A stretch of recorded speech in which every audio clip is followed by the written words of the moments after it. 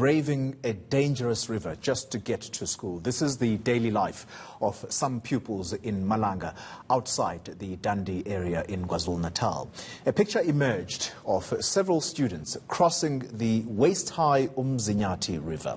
Now, the Provincial Education Department has set up a task team to look into the instances where school pupils have to wade through waters just to get to school. KwaZulu-Natal Education MEC Mshengu speaks to us now from our Durban studios. MEC, thank you very much for your time. Why did it have to take 9 years for you to act, in particular with regards to these children who have been crossing the river to get to school in the area of, I think it is Mshengu district? Well, Toli, I must indicate that these problems are a reflection of the persisting socio-economic challenges facing most of our rural part of KwaZulu-Natal. The department has obviously in the past dealt with a number of cases in different parts where it provided scholar transport to a number of learners who were crossing rivers in order to access education. But what was lacking, Chloe, is that the department does not have records of where are these areas really across the province. We have been operating on the basis of knee-jerk reaction depending on what surfaces, particularly in the media, or what gets reported to the department. MEC, allow me to come in there. Audit by the department. Please allow me to come in there then. You're saying to us that it is the first time that this task team has been set up to actually produce an audit of all the schools that, or children who are affected in this way?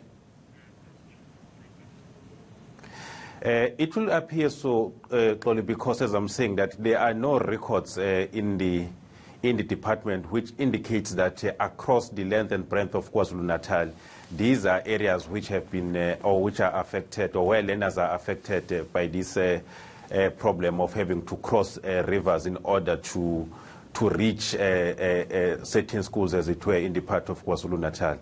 So this task team will be the first, basically, to produce a comprehensive report on where are these areas, and then we'll then be able to come up with a comprehensive response and intervention in all the parts of KwaZulu-Natal. Because, as I'm saying, that what has been happening even in the past, although we've been able to provide scholar transport in a number of cases, but it has been really on isolated incidents rather than acting on the basis of a comprehensive report. So with this report, we'll be able to go to the Department of Transport, including the SNDF, to say, here are the areas which we believe should be prioritized in terms of building the bridges. All right, MEC, just very briefly, what prompted you to set up this task team? What was it that got your attention about these children?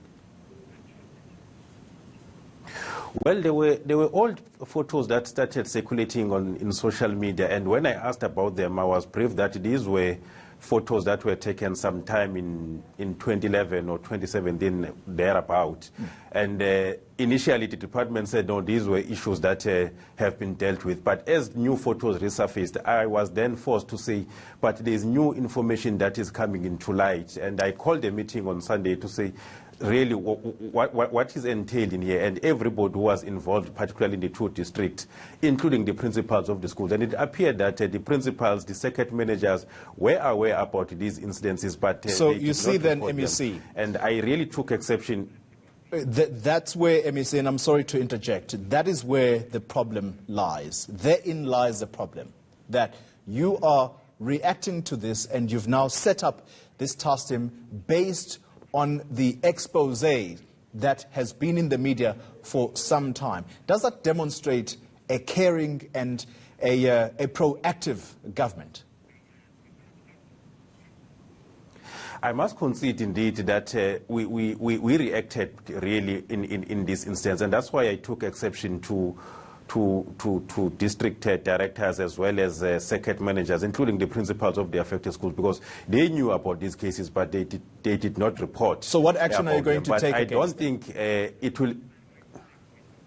I don't think it's a case of an uncaring government, because if that was the case, we would not be intervening in the way we did. So immediately the matter was brought to our attention. Myself and the HOD were able to say, let's reprioritize from what we have within the limited budget and be able to intervene, because these are instances which are putting the lives of our learners in danger, and we could not allow that situation to persist even for a week.